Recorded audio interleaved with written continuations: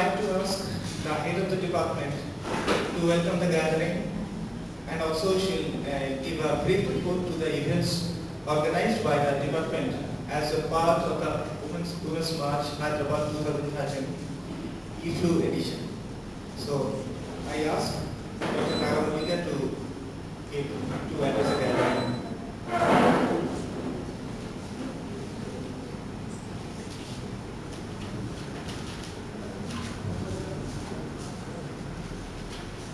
Good afternoon, everybody, and a warm welcome once again. As he was already telling you, it's been on for a long while now, and we are culminating it today with a meeting and conversation with the director, documentary film director, Now, on behalf of the Film Studies and Visual Communication, I invite you all to see this film screening as well as the conversation which some of the PhD participants from the department will be holding with the director. And any of you who have been seeing the films even in the past few days are welcome to have any, not doubts I would say, but queries or anything, any comments, statements, anything to share with her. I would like to tell you a few words about why we are here today. This is part of Women's March, which actually is being organized in the month of March to commemorate the Women's Day. It's not just a day, we are talking about the entire month. Probably we should also be talking about the entire year. So Women's March is a month-long festival for those who have not joined us earlier. It's a month-long festival which we have been holding in Hyderabad. And it's been in collaboration with several other institutions in Hyderabad, like the Documentary Circle of Hyderabad, Alliance Francaise, Gate Central, University of Hyderabad, St. Anne's College, Annapurna Studios, Ramakan, and of course EFLU University. So we are very happy with this endeavor and to be a part of this endeavor. So Women's March is nothing but a variety of well-curated events including performances like theatre, music, dance, screenings, readings, screenings of documentary and feature films, talks, discussions, so you have it all, exhibitions. So it's a sum of all these coming together, and the basic aim is to create awareness around various issues concerning women's conditions in our society and the ways and means of empowering them and thereby the society at large. So I hope the past few days have been successful in at least to a certain extent in being an eye-opener for all of us. And I am also glad to say that we at EFL have organized a series of events to commemorate this Women's March. We actually screened Paramita Vora's documentary film Morality TV on Loving Jihad, and Sukanya Sen and Power Swish's A Body That Would Speak, and it was followed by a discussion. This was held on March 15, so that was the first day we started. And then on 21st of March, we also had a panel discussion with some of our faculty here, and it was on teaching and researching in gender in and through films. And the panelists were Drs. Sujata, Uma and Madhumita. So this was also followed by, and it was moderated by Dr. Nikhila. And after that, we had screened films of Sabha, Delhi, Mumbai, Delhi. That was on 21st March. On 22nd March, we also had another screening, March. And the Seepa's Family and Barf on 23rd March. And later we also had an informal discussion with Sabha. So today we are bringing these series of events to an end. And we will be screening today's Sabarima's film, The Other Song. So before that, we'll be happy to know that some of our research scholars will be in conversation with Sabha. It's Nirmala, Viluka, Nirmala, and Riyadi. But before all this begins, I would like to make a special mention of Dr. Nikhila for making all this happen. She's been working endlessly, and students have been a big support to her from this department in organizing and coordinating and making this happen in a very well orchestrated, and it's been going on perfectly well. Thank you so much for all this. Once again, welcome you to this event.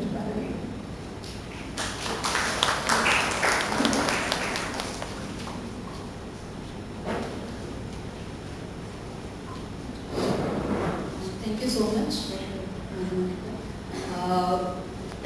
Now I would like to give brief introduction to our guest of honor, Sabha. We've been treated to a series of thought-provoking documentary films directed by Sabha Devan. Sabha Devan is a documentary filmmaker based in New Delhi. Her work is focused on communalism, gender, sexuality and culture. Her notable films include Dharma Yuddha, Nasur, Hel, Birth and Sita's Family. For the past few years, she has been working on a trilogy of films focusing on stigmatized women performers. Delhi, Mumbai, Delhi, on the lives of bar dancers was the first film of the trilogy. The second one being Nach, that explores the lives of women who perform in rural fairs. The third and the final film of trilogy is The Other Song, about the art and lifestyle of the Tawayafs or courtesans and has been screened widely. We'll be screening this film, The Other Song, this afternoon. Sabha is at present working on a book that explores the social history of Tawayafs in Banaras and its cultural context of Western Bihar and Eastern Uttar Pradesh. The project has been supported by a fellowship from the New India Foundation. I welcome you very much for being here today, and I would request Vinayak to... May I request the head of the Department of the Film Studies and Visual Communication, Dr. Nagamallika, to honor Ms. Sabha Devan by presenting her with a bouquet. Now, I'd like to call our department professor, Dr. Rishikesh Single, to hand over the bouquet to the head of the department, Dr. Nagamallika.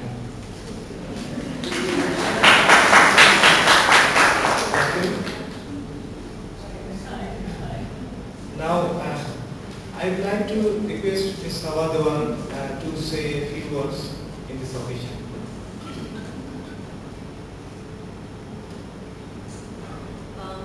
I think you're going to hear a lot of me the afternoon in the discussion. So I would just want to thank all of you for having me here. And it's been a pleasure to be here. I've been here for the past one and a half years now. And I look forward to the discussion that we will have. I look forward to the discussion that we will have now. Thank you especially and Nikhila for for everything and for all the efforts that you made to organize this event. Thank you.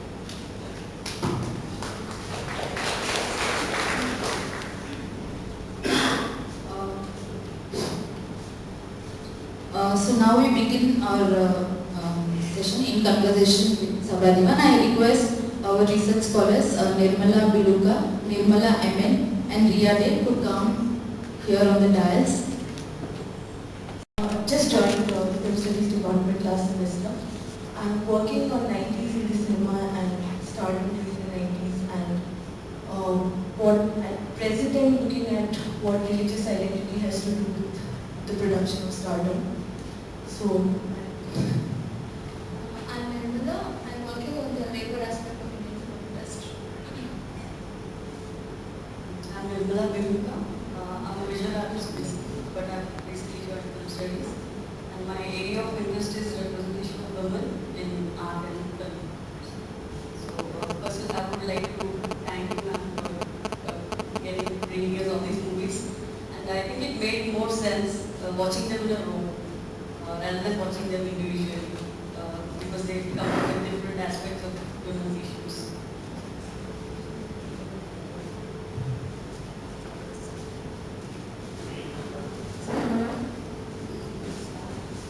So we start. So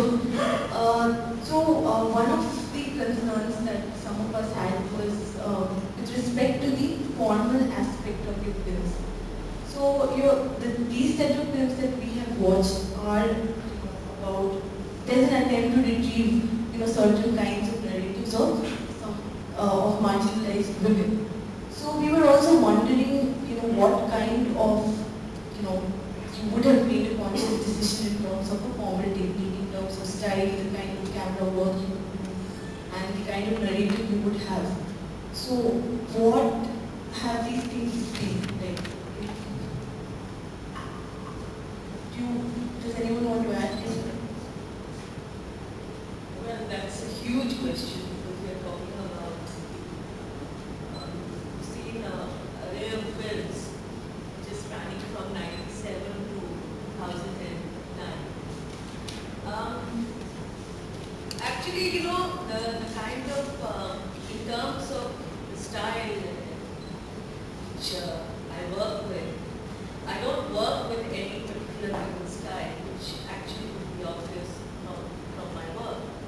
In the sense that a lot of, it's dictated a lot by the kind of stories that I have and how I want to tell very simply. So for instance, I have in films which would be called more, say, character-centered or story-centered, following a character. In films like Birth is, well, multiple characters, but there's a story, there's a beginning, and there's a kind of a linear progression to that story. And there's a beginning, and there's a beginning of a journey, and then they go somewhere, and it ends in their seeing snow. And so there is a varied style and an observational style where the camera is following up with these characters and observing. But although I'm not strictly speaking in really a observational filmmaker, but yes, I do use the book. I use several books for that matter. But that gets interrupted a lot with my presence. My presence is, I think, a lot in my films. Or for instance, Delhi, Mumbai, Delhi, or Nauj, they're all in the same book.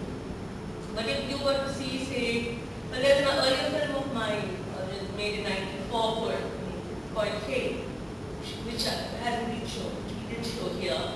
But Kale or Sita's family you saw, and well, today the other song. Those are, in the sense, far more, I would call them stylized. And you know, there's a certain reflective feeling too, and they are speaking in the first person. All of them have a first person narrative, and there is certain formalism in the way that the frames we frame our images, and I mean even in the short taking, for instance. There's far more use, for instance, of the tripod, and far less use of the shoulder camera here. So I mean, it becomes, it is far more, in many ways, there's a stillness. You know, I call them more still films. I don't want to forget a word. But that really, I mean, it has depended very much on the kind of work, on the kind of stories, and the kind of what I was looking for, what I was exploring, and how it was coming to be. So I mean, there was the ebullience of this group of schoolgirls, adolescent schoolgirls.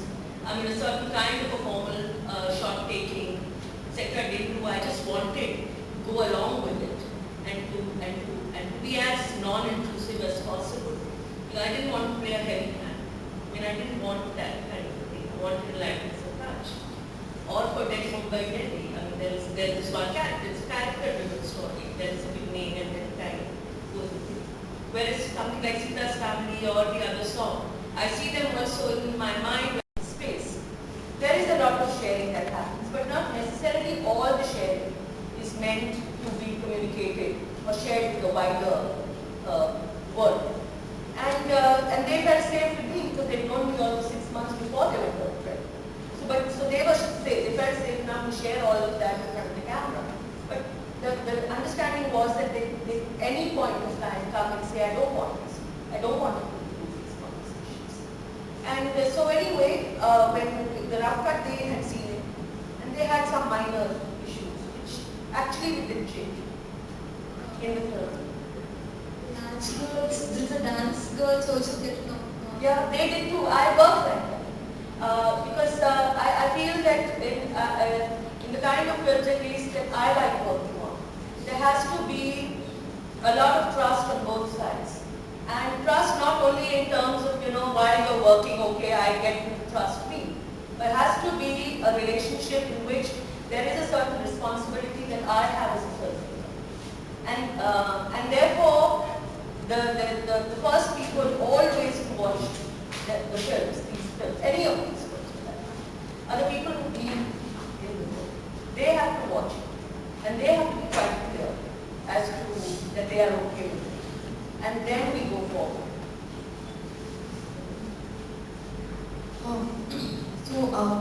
This is all these two documentaries, Delhi, Mumbai, Delhi, and Nach. So they are narratives about these bar dancers and these Nach girls. So even through mainstream kind of narratives, what is given to us comes through this framework of some dominant kind of morality, some normative kind of desires like family, romance, love. And in these films also, we're constantly seeing them trying to engage with these. So, some of them are getting married, they're succumbing to it, or they're constantly trying to exceed it. A lot of things happen. But I was also wondering, these are also girls who are at work. They're working girls. So something that is not very clear in these two films is how do they see themselves as working women, as part of a certain kind of a market. Because they're also, competing with other girls, other kinds of entertainment forms. So what are their aspirations within this kind of a market? Or is it only limited to these concerns of family and romance? So how are they, for example, preparing themselves for this market? So, and what are the kinds of relationships they have with these other girls within their group?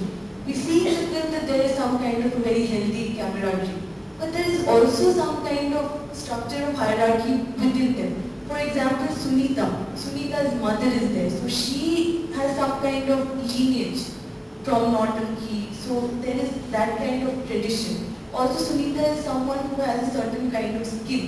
Also, the fact that she looks a certain way, she also seems to have a striking personality. So, but in the film it's not very clear whether there is this sense of competition or whatever it is that, determines their relationship. It doesn't really come through. So I was wondering about that. And also, I think this also has to do with what you said was the way these films have been thought of as character-driven. So one of the things that I felt was becoming a limitation of this character-centered kind of mode is that a lot of these contexts which determine their lives, their relationships, politics, etc. is somehow becoming very incidental to the narrative instead of being the formative elements. For example, how have they engaged with such laws of censorship? Then what is the role of Bollywood? Like how does Bollywood feature here? Then other kinds of identities, caste identities, religious identities. A lot of these things are implied, but none of them seem to want to talk about it in that way. So I was just wondering if they, how you try to engage with this. Well, I'll answer the first part of your question. Or actually it comes together. See, when I make a film, I'm making a film, especially when I talk about Nach and Delhi, those are two examples. It is within, I was interested in Priya as a person. Actually, it was not my film, if you see about the Delhi Mumbai especially, it's not even about bar dancers. It's about survivors. And that is her character, the very limited choices that are available to working class women. And within that, and most of them are bad choices. I mean, it's like one of those situations where they are simply bad choices. You have the work is not very great, then the other option would be marriage, which is worse, if possible. So these are a series of bad choices, but you are within, those are the choices before you. And you are making those choices, but you're also creating certain windows and openings for yourself as a survivor. And for me, that was interesting. So I was not really, I mean, I'm sorry, but my interest was not really looking at the wider context of Bollywood. I was not interested in that. Because I was not doing a paper on bar dancers. I was looking at this particular person and, seeing as a woman, I was interested in her and seeing the way she has, I mean, she got married at the age of 13. By the time she was 18, she had 3 kids. And then she found a way out of that bad marriage. She got divorced when no one else helped her. Then, okay, so what are the choices? There were very limited choices. Either you become a factory worker for $1,500, or you become a bar dancer, or anywhere in between range of works, none of which is very elevated. She chooses to be a bar dancer. Bar dancer, she does talk about her work. In fact, it breaks lengths in terms of the kind of, because those are the concerns. She can only talk. Also, she can only talk about the concerns that are of concern to her. And I can only be, as a filmmaker, I cannot impose concerns. I cannot say, you have, you now tell me about X, Y, or Z things, which I know impinge on your industry. Because she might not want to engage that much, might be too caught up in the more immediate context of her survival. And for me, this was a small film. I was really more interested in the way she was, her kind of, the way she was looking at, for instance, delineating the whole thing of bad girl, good girl, a certain sense of humor, a certain lightness of being. Those are the things that I was really interested in focusing upon. So I'm afraid if I was looking at a film on the economics of bar dancing, it would have been a very different film. Then you're not talking about anything like that. So as a filmmaker, I mean, that is where there is a difference between, perhaps, I'm not an academic, I am a filmmaker. But I would presume even as an academic, when you do a paper, you make your choices and you have things. But as filmmakers, you have definite frames. And you work within those frames. And you try to be as true to them as possible. So this is the choice I could have made. I could have made a different choice. Then it would have been a different film. Then we wouldn't have just been discussing Delhi. Now, as far as the thing about their context in terms of work is concerned, when you're talking about, see, these are not feminist icons. These are normal working, they are girls who are working girls, but they also, their preoccupation, they're sharing this small flat with sharing a flat with 5 or 6 other girls. The way her life was governed was in amassing as many admirers as possible, and therefore constantly talking on the phone. That was part of her work actually, which is constantly flirting with various planets. And it was also because that was very dominant. I mean, that is what she spent all her time in that tiny flat, which she never really moved out. And so it would be these interpersonal little fights and conflicts and resolutions of those. Her aspirations, as far as aspiring to be more, those are, I think, in a way, certain middle class decisions, because the choices within for her were very limited anyway.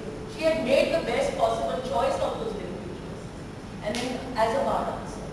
What was the maximum was to go to Dubai, etc., which says she also goes to Dubai and Bahrain, but that's about the maximum that she was aspiring for as far as work was concerned. The other aspiration, and which she talks about constantly, is marriage and work. I mean, these are not in terms of, it's not a politically correct film. I'm not making a politically correct film, and my character is not a politically correct character.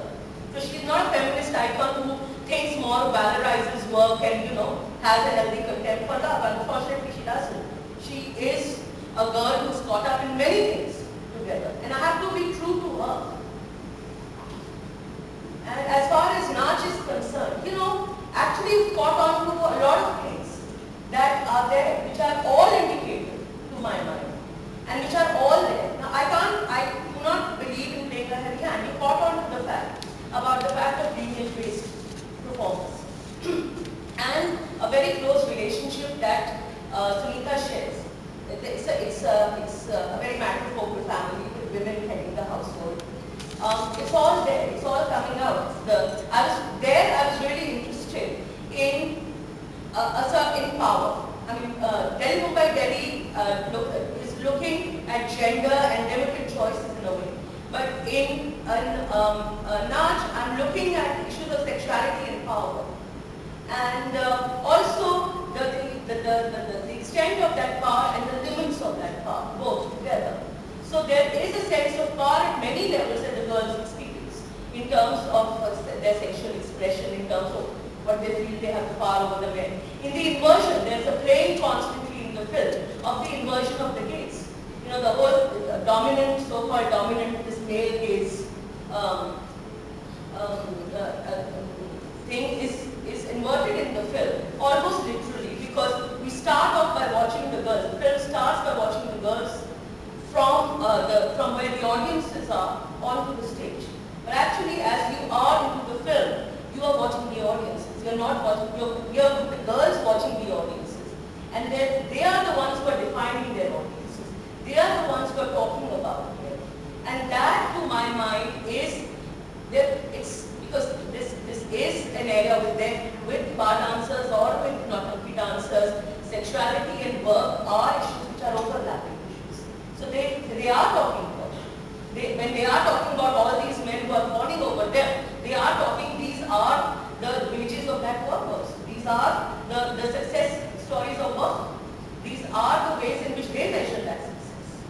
So, I mean, and as far as their interpersonal relationships are concerned, I mean, I thought that Nash does that, it actually focuses on that. It focuses on the most intimate relationship between an aging dancer and a young and successful coming dancer, which is the mother and daughter, and which is Sunita and Lata, or Lakshmi, here two names. And so there's an intense closeness that mother and daughter share. And where the mother even says at one point, "Oh, my lover, you're my husband," to the daughter, because there is the way she looks at her daughter as a provider, and the provider becomes almost an erotic figure, you know. And here there is also an intense competition and insecurity, because the mother is get bored, the mother is not dancing, the mother is, and you know, so, and this girl is on the ascendant. This girl is also in the ascendant in terms of control over the family and family resources. So, and that is actually what the film focuses on. It comes to that. So there is, in fact, in terms of looking at the kind of schisms and the hierarchies in the within thing, I think that is what the film actually is dealing with.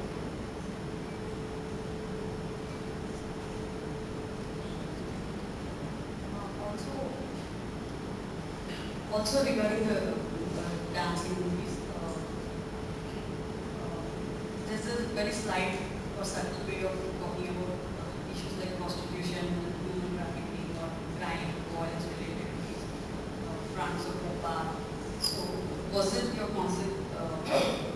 Was it a conscious decision to not avoid, but not concentrate on those issues, but the personal lives? Yeah. See, as far as trafficking is concerned, I would have talked about trafficking had I observed trafficking, or had I come across trafficking. I mean, the term trafficking.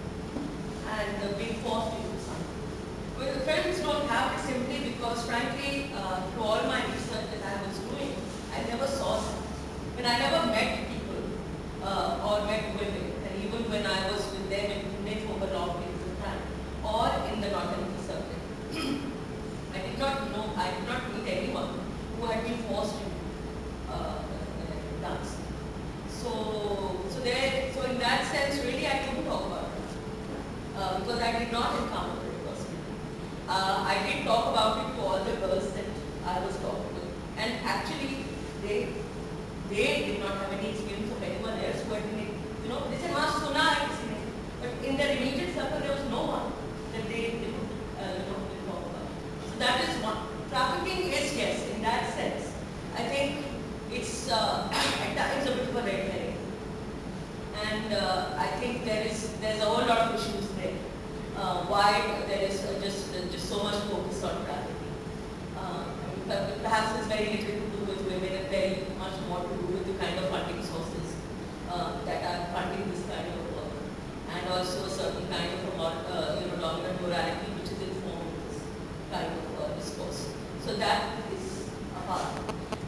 As far as very rightly, as we talk about in terms of prostitution, for instance, the only person who talks about prostitution, about herself being a whore and her husband being her pimp, is actually Lata. She is the one who very frontally says that her husband, when he had met her first, he has said, "Look, that whore is her." And I said, "Well, if I am a whore, I'm going to make you my pimp."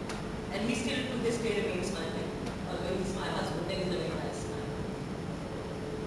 So she, of course, addresses it frontally on and very early on. But as far as the other girls are concerned, certainly they don't address it frontally. They don't. And for me, yes, that is, you could call it a limitation, but that is a limitation of working within a certain philosophy of, or what should I say, working very closely with my characters of films. So I will push the boundary, I will push the envelope, but I will push it only to the extent that they are comfortable. So there is obviously the fact that these girls, for instance, it's not that it isn't there.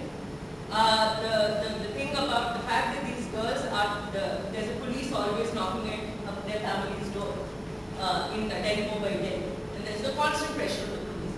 It's beginning is all of that, the police ID, and then Mama ji comes and says, "मैं police को बुलाऊंगा." The Mama ji's whole anger and कि हमारा नाम बदनाम कर रहे हैं, all of that. Now what is that? The whole thing is about, if not prostitution, but about sexual availability. And these girls are sexually available. That is a kind of, the sexual availability thing is something that runs through both the girls. And that is, is there in terms of the kind of ways in which those scenarios are developing, which are there. But in terms of frontally discussing whether they have sex for money, no, I don't ask them that. I don't ask them that because I have talked to them about it, but they don't want to talk about it on camera. And there is, and I respect that decision, because I think for me, my understanding of Riya was not increased many times more so if I knew that she slept with men for money, or she occasionally slept with men for money, or she didn't sleep. The fact is that what I was interested in Riya is that she actually says, "I'm a bad girl. I do all the things, mujhe to auto wale kaam bhi nahi aate." I mean, those are the ways in which she is defining herself. And to me, that is actually something which is the core which is being revealed about her, which she is revealing in a very intimate manner. These are informations and slots we are putting things on. How many men do you sleep with? How much? What is the going rate and all that? I mean, there's not work going on that. That can be done. But, and so I think that there is the fact that we are working closely with the people. The thing that I get there is these kind of more intimate and subliminal kind of things, which are not information, which is more experiential. And for me, which is more valuable, which is more interesting actually, and more insightful. Those are insights. This other stuff seemed like more information. So I mean, sure, I could have found people who could have perhaps had more insight, a lot of insights to offer on sex work. I'm not discounting that. It's just that these girls didn't want to talk about it, and so that is fine. As far as in terms of violence, yes, as far as Delhi, Mumbai, Delhi is concerned, there's only a very fleeting kind of thing about, there's a talk about economic exploitation. She talks very heavily in terms of the kind of economic exploitation there is. This is a very long interview. She talks about even the gifts that they are given. They have to share even of the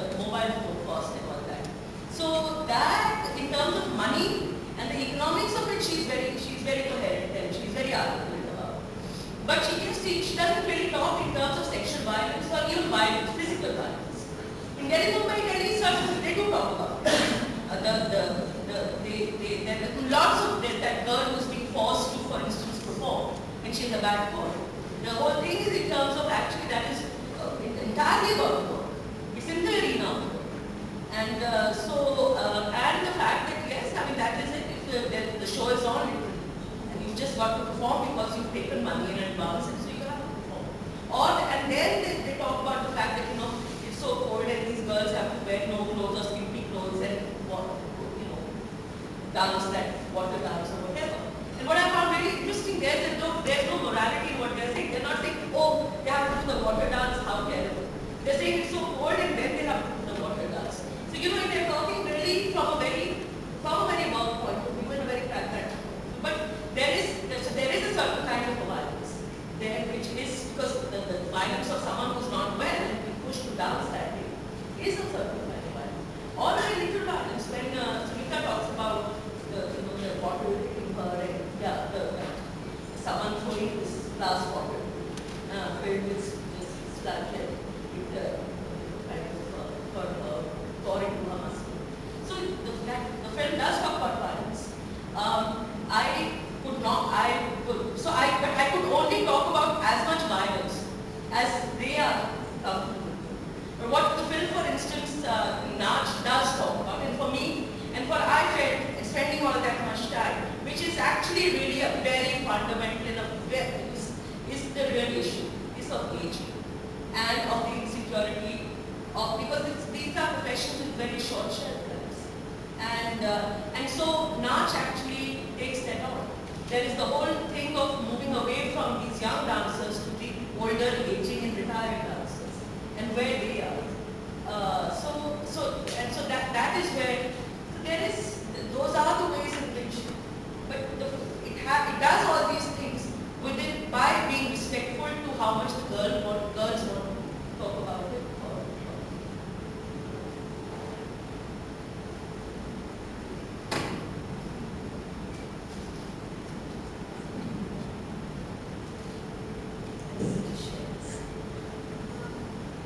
The negotiation and interaction between the filmmaker and the subjects. There are scenes where the subjects are questioning the filmmaker.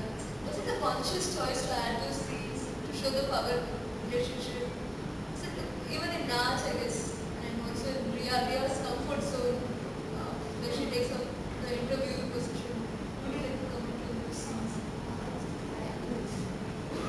I was also wondering for your subjects, what has the subjects of your films, the girls, what has been their interest in being part of these films?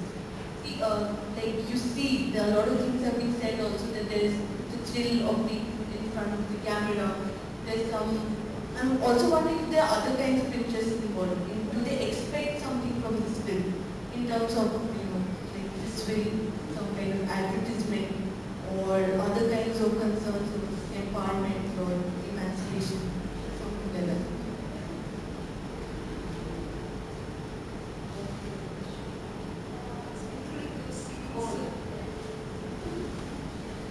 Yeah, well, I mean, it would be awfully disingenuous if you said, no, I didn't do those things. I mean, everything that is included or not included is choice of the man.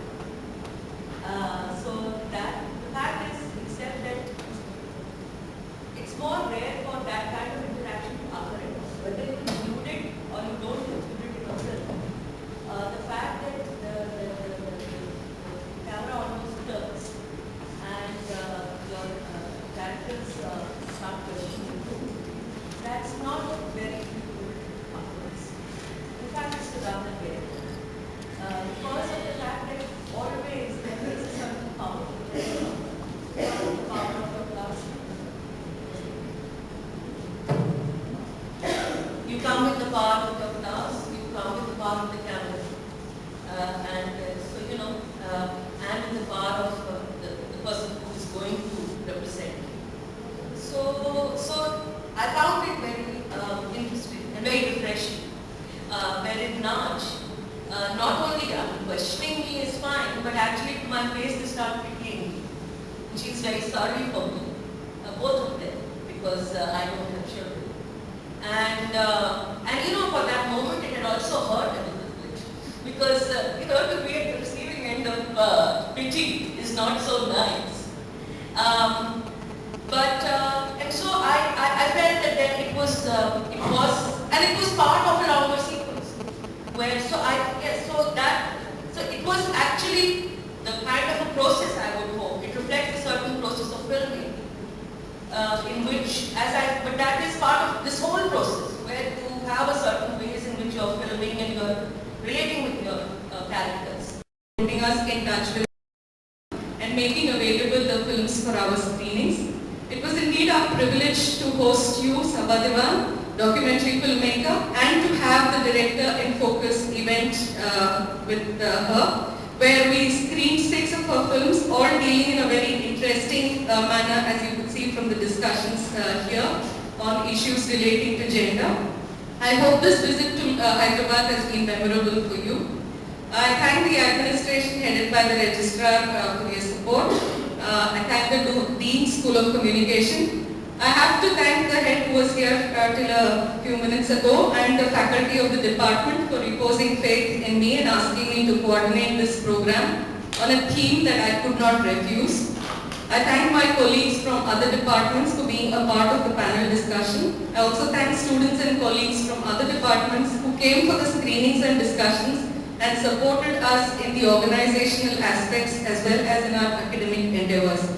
I also thank the technical staff both from the school and the digital classroom staff here in New Academic Blog for their support, and also the office staff for responding to our urgent demands.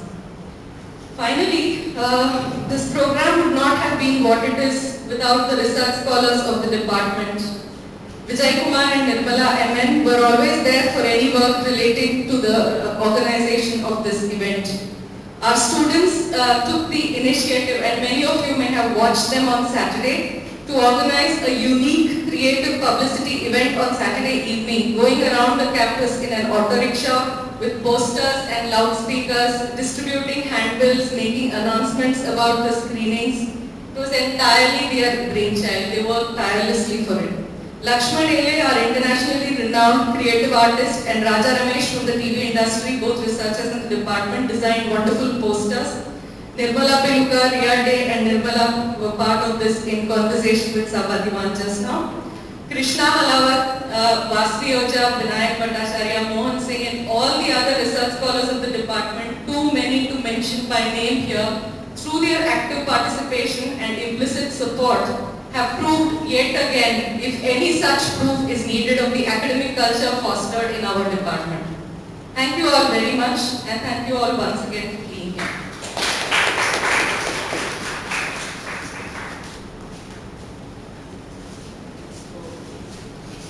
Let us move to the documentary screening, the other song by Sabha. And let me just talk about the documentary a little bit. It's supported by Indian Foundation of Arts and goes, it's in Hindi, Urdu, English and with English subtitles. And let us move to the documentary screen directly, the other song by Sabha.